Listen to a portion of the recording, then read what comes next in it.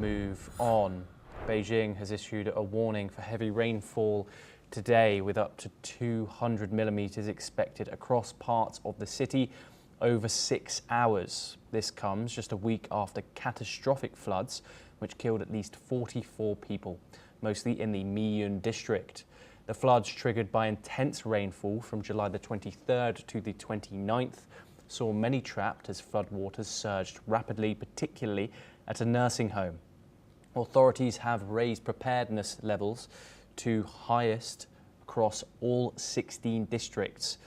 Outdoor attractions, including parts of the Great Wall of China, have been closed, and underground businesses halted to minimize risk. Experts have warned that flash floods and landslides are likely in the coming days. The flooding has raised broader concerns over China's aging flood defenses.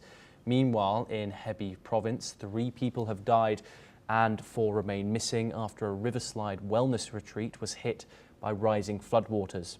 In Guangdong, 5 people were swept away by torrential rains, with recovery efforts involving over 1,300 rescuers. This is the ongoing situation in China. As you can see, those visuals of water creeping up in civilian households. As we've said, 44 people lost their lives last week in the province, with many being swept away, infrastructure being damaged, and also travel being very, very much impacted by that as well. We will bring you all updates in regards to these Beijing rains as we get them. We're now joined by Joshua Barnes to give us some more information on this story. Joshua, what more can you tell us? What context can you bring to this developing situation? Well, yes, absolutely, Thomas. Of course, the situation is concerning, with further storm warnings at play.